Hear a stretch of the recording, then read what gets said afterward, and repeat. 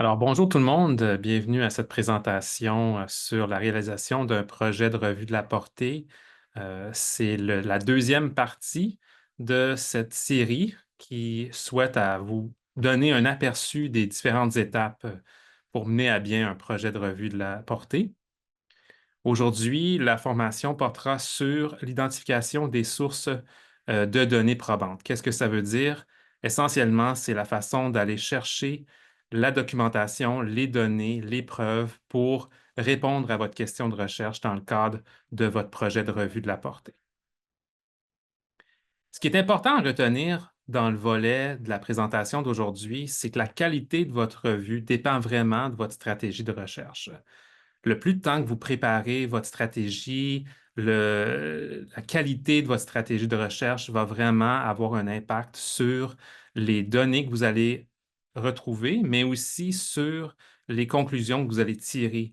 Et c'est vraiment l'essence même de votre projet de recherche. Si on fait une comparaison avec une étude où on mettrait en branle un sondage auprès de la population d'un échantillon, l'étape clé de votre projet de recherche dans ce contexte-là serait vraiment l'élaboration de votre sondage, d'avoir un sondage valide qui vient répondre à vos questions de recherche.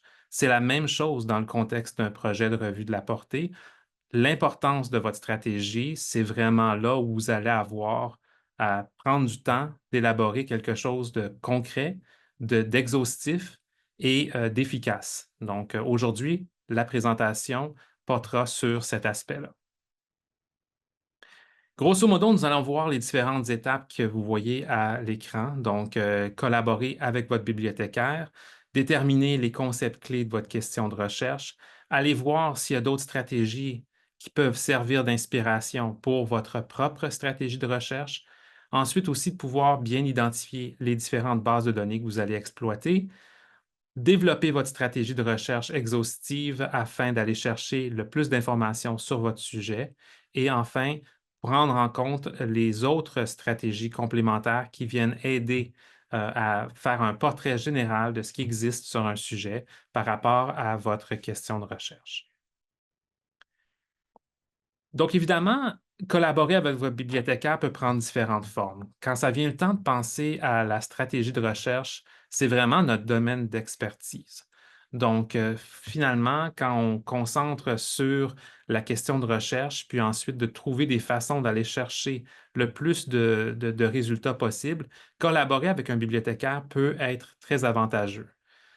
Si vous vous tournez vers des textes méthodologiques liés à la revue de la portée, vous allez voir que la plupart vont avoir une recommandation assez importante de collaborer justement avec un bibliothécaire.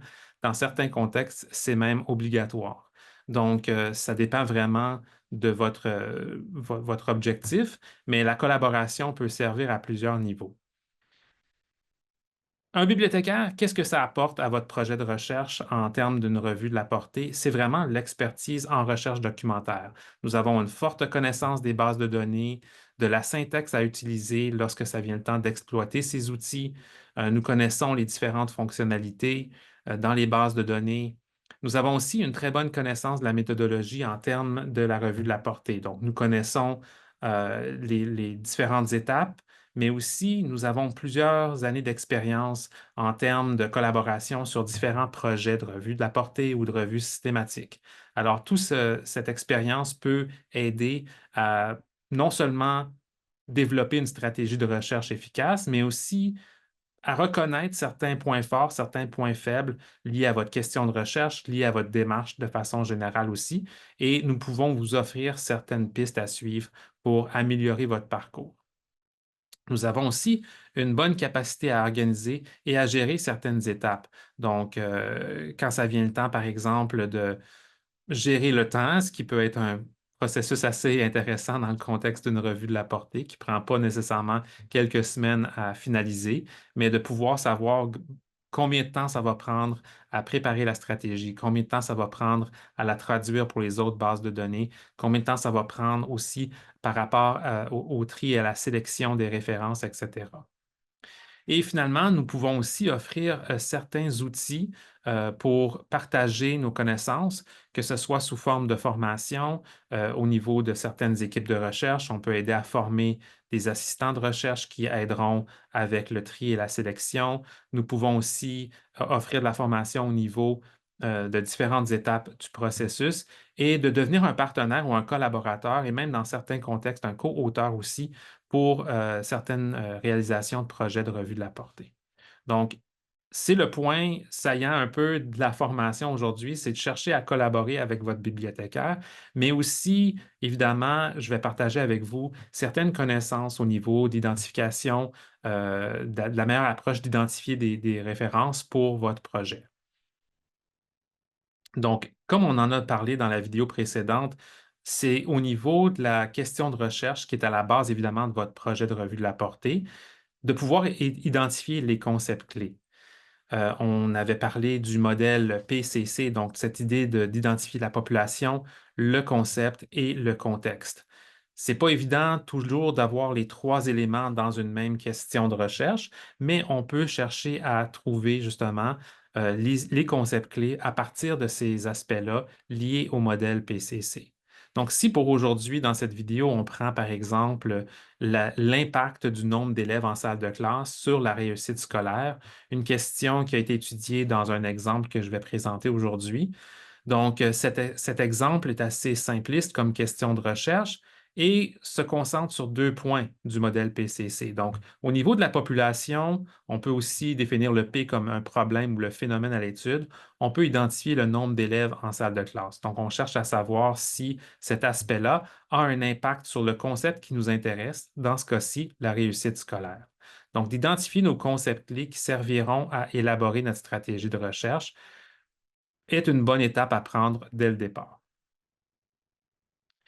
Une fois que vous avez identifié vos concepts clés, c'est important d'aller voir s'il existe déjà des stratégies qui peuvent servir d'exemple ou de modèle sur lequel on peut soit reprendre verbatim ou qu'on peut adapter également pour les fins de notre propre recherche. En plus de trouver des stratégies existantes, c'est bon d'avoir aussi quelques articles pertinents qui, selon vous, vont se retrouver dans le corpus de données, c'est-à-dire dans les articles qui seront inclus dans votre revue de la portée. Donc, les stratégies antérieures peuvent exister dans des revues qui ont été publiées, mais aussi dans des répertoires de stratégies ou de filtres.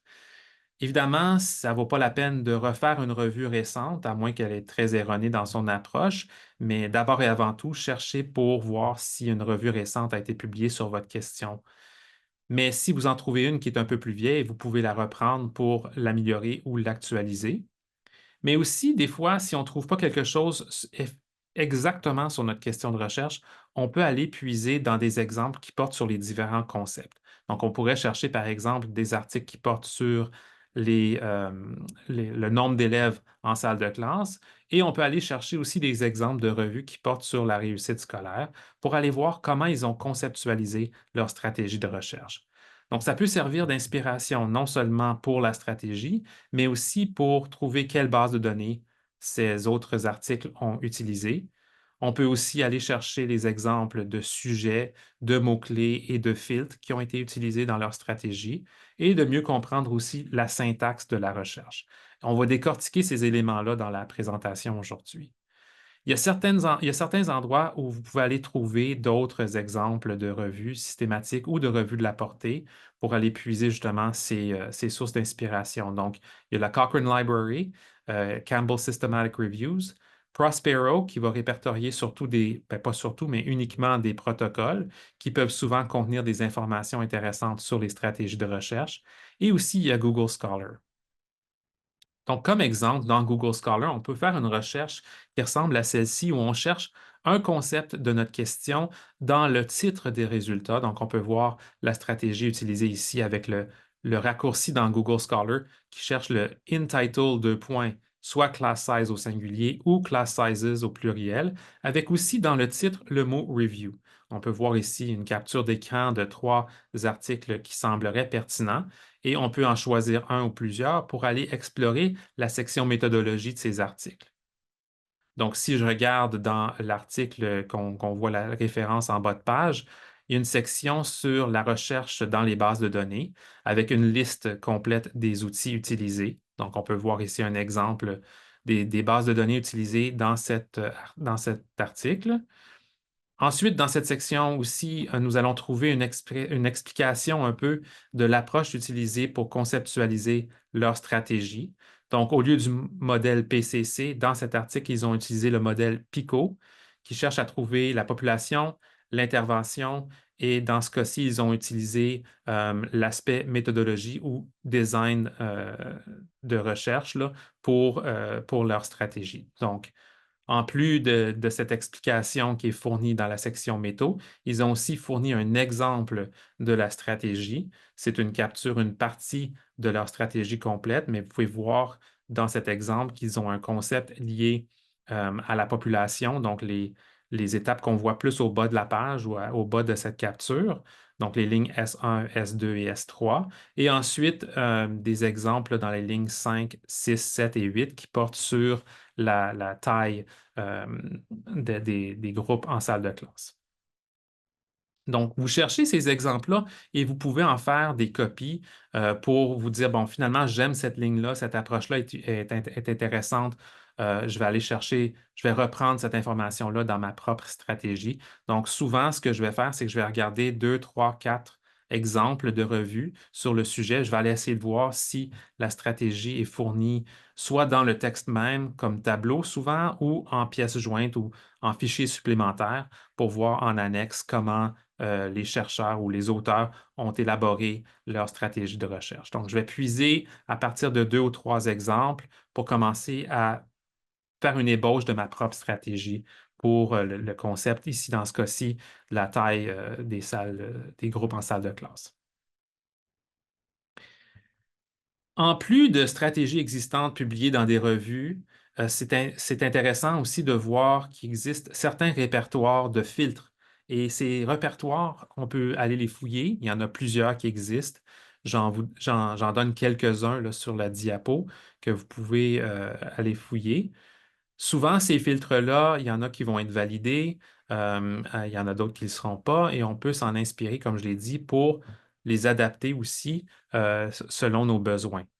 C'est important aussi de citer les sources qu'on trouve. Donc, on peut citer les filtres qu'on a utilisés. On peut citer aussi les revues antérieures qui ont servi d'inspiration.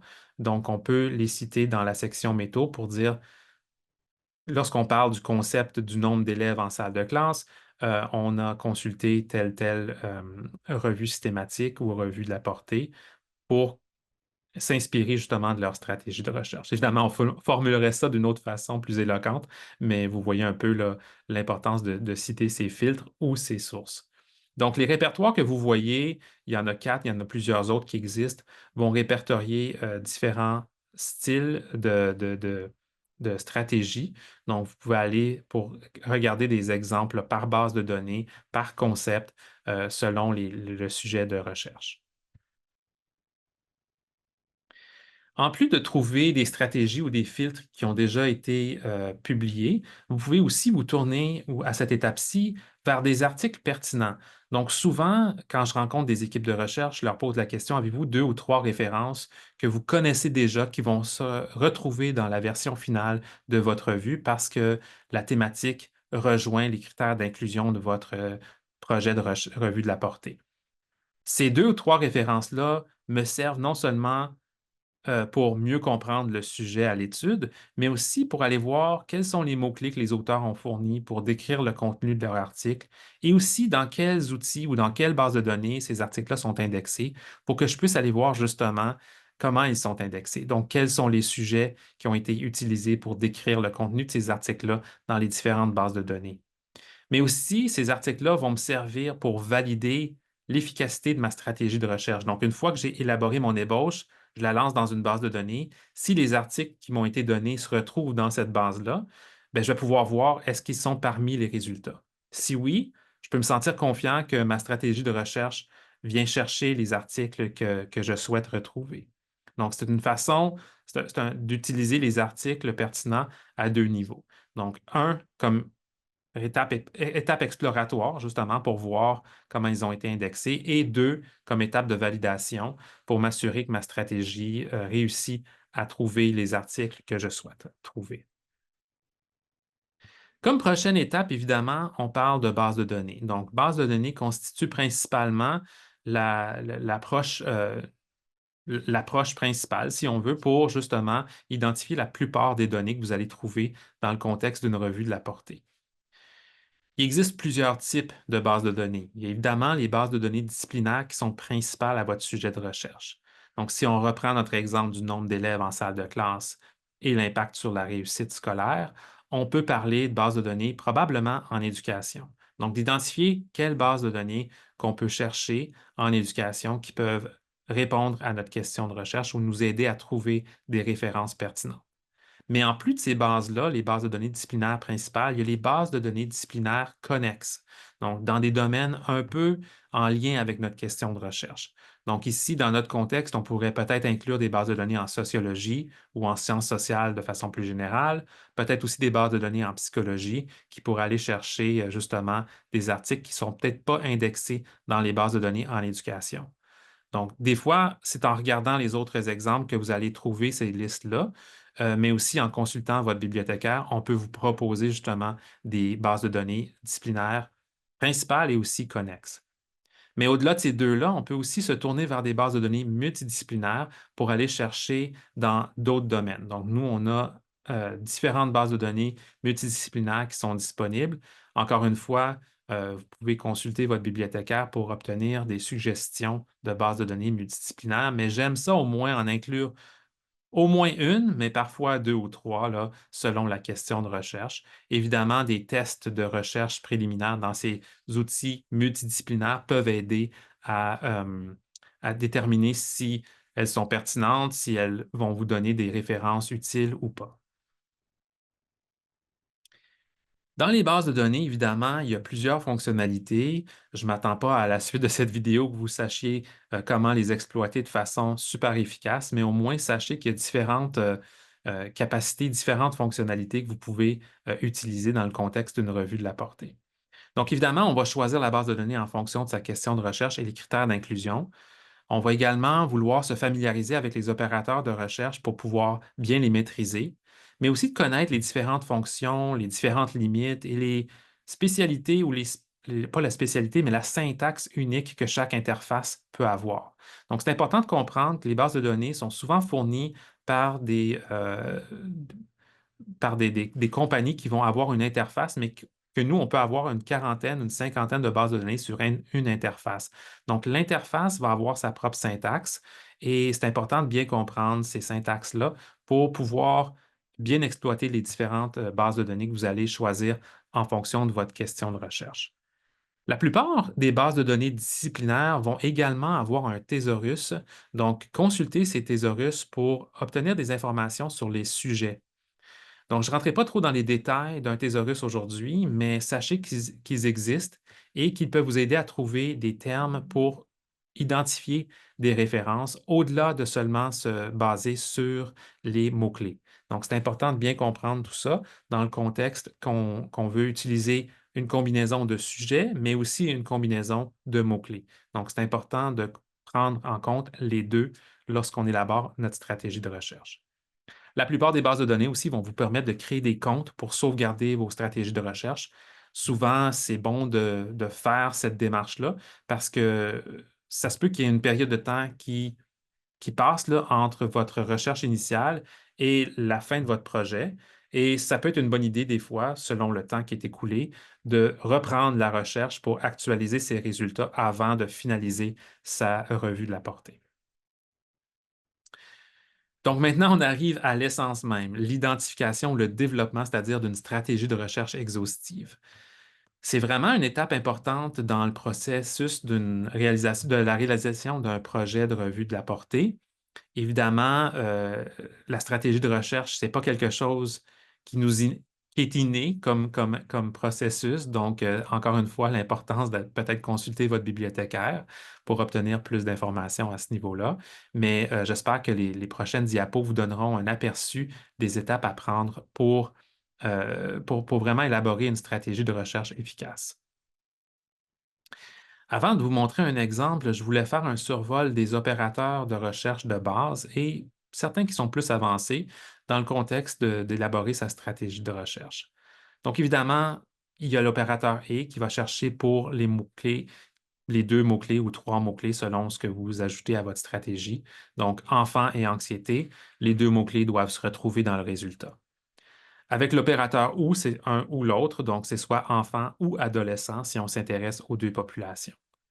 Je vous présente un opérateur qu'on n'a pas tendance à utiliser souvent dans le contexte d'une revue de la portée, tout simplement parce qu'on ne veut pas éliminer des résultats par inadvertance. Donc, sachez que l'opérateur sauf existe pour éliminer les résultats où on a un mot-clé qu'on ne veut pas avoir dans notre liste. Donc, si on cherche seulement les études portant sur les enfants, on veut éliminer ceux qui portent aussi sur les adolescents, on a tout simplement à utiliser l'opérateur sauf ou en anglais l'opérateur not. Mais comme je vous le dis, des fois, ça se peut que vous trouviez des articles qui portent sur les deux populations qui vont présenter les résultats de façon distincte. Donc, vous pouvez prendre un article qui parle des enfants et des adolescents, mais de seulement prendre les données portant sur les enfants si c'est votre population d'intérêt. Donc, sachez que le sauf, c'est à utiliser, mais avec, euh, euh, avec précaution. Il y a l'opérateur de l'étoile ou l'astérisque qu'on met en fin d'un mot pour trouver les terminaisons possibles. Donc, adolescent au singulier, au pluriel, féminin singulier, féminin pluriel, ou si le mot adolescence pourrait se retrouver dans vos résultats. Donc, l'opérateur, la petite étoile à la fin d'un mot, vient vous aider à aller chercher les terminaisons possibles. Donc, ça peut être utile dans le contexte d'une stratégie de recherche d'utiliser la petite étoile. Les guillemets anglais, donc ceux qui sont, comme vous le voyez à l'écran, vous permettent d'aller chercher des expressions. Donc, si on cherche l'expression rendement scolaire, on veut les deux mots dans cet ordre-là. Utilisez les guillemets. À ce moment-là, la base de données vous donnera les résultats avec ces deux mots-clés-là, un à la suite de l'autre. Les parenthèses peuvent servir pour combiner vos synonymes et ensuite combiner les différents concepts. Souvent, quand vous êtes dans une base de données, dans la recherche avancée, vous allez souvent avoir plusieurs lignes de recherche. On peut utiliser chaque ligne pour chaque concept ou on peut utiliser les parenthèses à même une boîte de recherche pour faire un peu ce comme vous voyez à l'écran. Donc, je cherche des articles qui portent soit sur les enfants ou les adolescents ou les deux, et aussi soit le concept de stress ou d'anxiété, encore une fois, un des deux mots-clés ou les deux et en combinaison avec les deux idées doivent se rejoindre aussi. Donc, les parenthèses viennent grouper vos synonymes pour dire finalement à la base de données que vous cherchez enfant ou ado, mais aussi le concept de stress ou anxiété.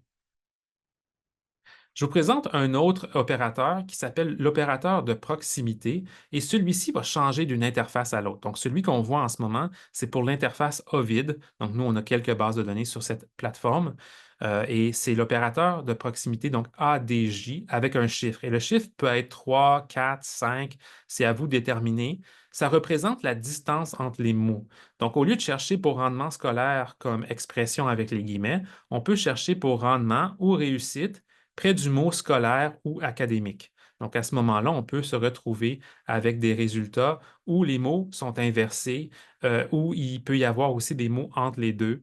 Donc, c'est une façon d'aller chercher un peu plus de résultats, mais sans se fier juste sur le et, on cherche quand même une proximité entre nos deux termes ou entre nos deux concepts.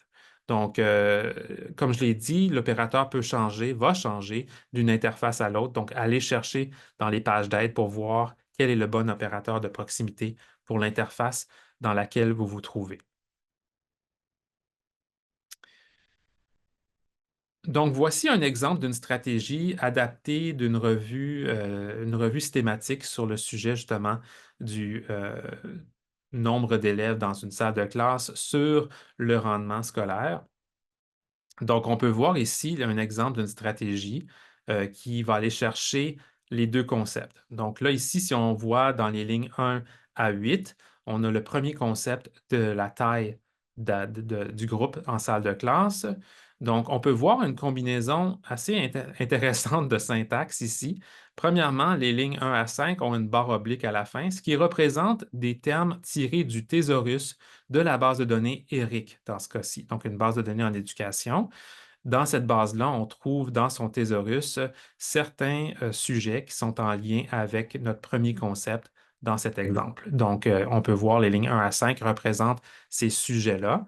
Et ensuite, les lignes 6, 7 et 8 reprennent un peu certains des concepts cherchés en sujet, mais comme mots-clés. Et on peut voir aussi l'intégration des différents opérateurs, donc de proximité, l'étoile qui est là également pour représenter class ou bien classroom ou classes. Donc, on a cet exemple-là là, à la ligne 6 et 7. On a également l'utilisation des guillemets à la ligne 8 pour le concept de teacher-student ratio. On peut voir aussi les lignes 6, 7 et 8 ont une syntaxe à la fin avec un point TI, virgule AB qui représente que ces mots-clés-là seront cherchés dans les champs titres et résumés ou en anglais abstract, donc le title et abstract, ce qui est pratique courante dans les revues systématiques ou les revues de la portée de chercher uniquement dans ces champs-là. La ligne 9 va combiner les premières 8 lignes de la stratégie. Donc, on peut voir que c'est un opérateur OU, en anglais, le OR, qui va rechercher avec la syntaxe pour cette base-là sur Ovid, la syntaxe de la ligne 1 à 8. Donc, je ne rentrerai pas dans tous les détails. Je suis certain que vous avez peut-être des questions par rapport à tout ça, mais on reprend un peu la même approche dans les lignes 10 et 11. Donc, ici, c'est pour le concept de rendement scolaire. On va combiner ces lignes-là à la ligne 12 pour ensuite combiner la ligne 9 et 12 ensemble, ce qui va nous donner notre combinaison du concept 1, la taille des groupes en salle de classe, avec le concept 2, le rendement scolaire. Et ensuite, il y a eu une limite ici imposée par rapport aux dates, donc les études publiées depuis 2010. Donc, ça vous donne un aperçu du produit final. Évidemment, pour en arriver à ça, il faut bien comprendre un peu les bases de données, d'où encore une fois l'importance de consulter avec votre bibliothécaire si vous avez des questions par rapport à l'élaboration d'une stratégie qui ressemble à celle que vous voyez à l'écran. Donc, pour reprendre un peu les éléments, essayez de trouver un équilibre entre une stratégie qui est trop vaste et une stratégie qui est trop précise. Donc, je pense que c'est important de tenir compte du fait qu'on tente d'être exhaustif, mais il faut savoir aussi les limites de notre approche pour être réaliste aussi et ne pas se retrouver avec 10 000 résultats. Donc, soyez conscient que des fois, oui, certaines lignes de votre stratégie peuvent peut-être être trop vagues. On pourrait peut-être les laisser tomber si jamais vous voyez que ça apporte beaucoup trop de résultats à votre total. Combinez aussi les sujets et les mots-clés. Il y a des études qui ont été faites qui présentent des conclusions assez intéressantes que les revues systématiques ou les revues de la portée qui utilisent les sujets et les mots-clés sont plus efficaces que les études ou les revues, pardon, qui utilisent seulement des mots-clés. Donc, c'est important d'aller fouiller dans les thésaurus de chaque base de données et d'élaborer des lignes en lien avec les concepts représentés par les sujets dans ces bases-là. Tester pour voir si les résultats sont pertinents. Donc, souvent, ça prend plusieurs essais et erreurs pour en arriver à une version finale qui vient répondre vraiment à vos besoins. N'oubliez pas aussi de reprendre les articles que vous avez identifiés comme étant pertinents pour s'assurer qu'ils sont dans votre liste de résultats. Donc, assurez-vous que les 2 ou 3 articles que vous avez identifiés dès le départ sont parmi les résultats de votre stratégie. Important aussi, vous recommandez de faire réviser sa stratégie de recherche par soit un collègue ou un bibliothécaire. Même moi, avec mon expérience, je fais toujours évaluer mes articles, pas mes articles, mais mes stratégies de recherche par des collègues avant de lancer la recherche dans les bases de données. Une fois que votre stratégie pour la base de données principale est finalisée, vous pouvez passer à l'étape de traduire la syntaxe pour les autres bases de données et d'aller fouiller pour les sujets dans les autres thésaurus aussi lorsque ces thésaurus sont disponibles. Un point important à retenir aussi, je vous ai présenté des exemples en anglais. Comme vous le savez, la plupart de la recherche est publiée en anglais, mais souvent, surtout dans un contexte où vous êtes bilingue, où vous parlez plusieurs langues, dont le français. Si vous voulez prendre votre stratégie et l'utiliser dans des bases de données en français, je vous conseille fortement de simplifier votre stratégie parce que les bases de données sont moins exhaustive. Donc, souvent, une stratégie plus simple peut être plus efficace dans les bases de données en français. Encore là, votre bibliothécaire peut vous donner des conseils par rapport à l'utilisation de la stratégie dans les bases en français. Une fois que vos recherches sont faites dans les bases de données, c'est souvent là où plusieurs équipes de recherche pour des revues de la portée arrêtent. Mais les conseils dans les articles méthodologiques vous suggèrent d'exploiter aussi d'autres outils et de faire ce qu'on appelle des stratégies complémentaires dans votre approche pour identifier vos études dans le contexte de votre revue de la portée. Il y a différentes approches que vous pouvez prendre pour aller chercher justement d'autres types de littérature, dont la littérature grise. Sans trop la définir, je vous donne quelques exemples. Donc, des thèses et mémoires, des comptes rendus de congrès, de l'information gouvernementale, ce sont là des exemples de littérature grise. On peut parler aussi de projets de recherche qui n'ont peut-être pas été publiés en tant qu'articles, mais qui sont disponibles en ligne aussi. On peut aller fouiller dans différents outils pour identifier cette littérature grise qui souvent va être utile aussi dans le contexte d'une revue de la portée pour donner un portrait global de l'état d'un phénomène ou l'état de la littérature ou de la recherche dans un domaine. On peut aussi cibler certains sites web qui sont importants dans votre domaine d'études. Donc, soit des sites d'associations que vous connaissez qui font un travail sur un sujet, donc de fouiller dans leur site pour des publications qui auraient peut-être été rendues disponibles. Également, certains regroupements ou des organisations à but non lucratif. Donc, souvent, ça va varier de questions selon la question de recherche, mais d'aller cibler certains sites web peut faire partie justement de la recherche complémentaire. Également, on peut parcourir manuellement des revues principales. Donc, souvent, c'est une étape qui est recommandée de choisir de 3 à 5 revues clés dans le domaine et d'aller parcourir la table des matières de façon manuelle. Donc, c'est-à-dire, au lieu de se baser sur une recherche mot-clé, d'aller vraiment voir les numéros antérieurs pour une certaine période de temps que vous pouvez définir dans votre méthodologie. Donc, les 5 dernières années, j'ai parcouru la table des matières de ces 5 revues qui ont été identifiées comme étant clés dans le domaine par rapport à votre question de recherche. Donc, à ce moment-là, d'aller faire ce travail-là. Également, une fois que vous avez fait le tri de vos titres et résumés et la sélection de vos articles qui seront inclus dans votre revue, de prendre ces articles-là et d'aller consulter leur bibliographie pour voir est-ce qu'il y a des études qui ont été manquées dans la stratégie, qui pourraient aussi être pertinents.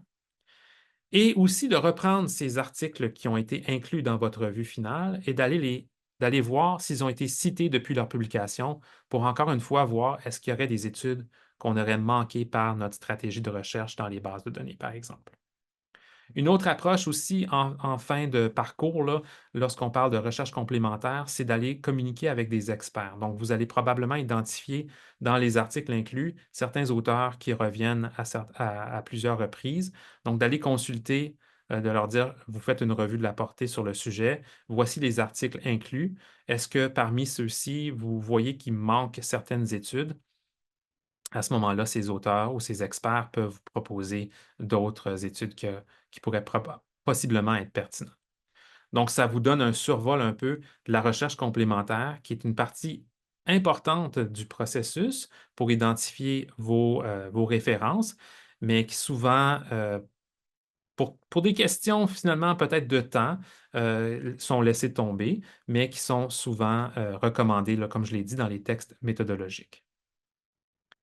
Donc, en fin de cette présentation, je vous fais un peu les points saillants de cette étape d'identifier les références que vous allez utiliser dans le cadre de votre revue de la portée. Évidemment, c'est de prendre le temps nécessaire pour bien comprendre cette étape. Comme je l'ai dit au tout début, la qualité de votre revue dépend vraiment de la qualité de votre stratégie de recherche. Si vous avez une stratégie qui est très simple, vous fouillez dans une base de données, vous vous fiez sur Google Scholar, qui est en passant pas recommandé dans le contexte de tout projet de revue. Ça a sa place, mais pas comme étape pour identifier les études. Si vous avez une recherche très simpliste, ben, les résultats que vous allez avoir, les conclusions que vous allez tirer seront basées sur une stratégie peut-être trop simple. Donc, sachez qu'il y a différentes façons d'aller exploiter les outils de recherche, que ce soit au niveau des bases de données, mais aussi les sources complémentaires, comme je viens de les mentionner. Donc, prenez tout ça en compte là, quand vous allez élaborer votre stratégie de recherche dans le cadre d'une revue de la portée. S'inspirer de ce qui existe déjà. Il y a déjà plusieurs publications qui existent, des filtres qui sont déjà validés. Donc, allez puiser les exemples parmi ce qui existe déjà. Et aussi, ce qui est super important, c'est de tenir compte de ce que vous avez fait. Donc, soit que vous utilisez un document avec toutes les stratégies que vous avez utilisées, toutes les étapes que vous avez prises. Donc, à ce moment-là, vous pouvez voir là, vraiment ce que vous avez fait. Et c'est important, dans le contexte d'une revue de la portée, d'être transparent. Donc, de pouvoir permettre à votre lecteur de comprendre ce que vous avez fait pour en arriver à vos conclusions, comment vous avez identifié votre corpus d'études. Donc, soyez rigoureux, soyez exhaustif, mais aussi soyez transparent. Et en fin de ligne, comme je l'ai dit à plusieurs reprises dans la présentation, consultez votre bibliothécaire. C'est vraiment à cette étape où on peut vraiment vous offrir notre expertise, nos conseils et notre opinion par rapport aux décisions que vous prenez. Donc, j'espère que la présentation vous a donné un aperçu général du processus d'identifier vos sources pour les fins de produire votre revue de la portée.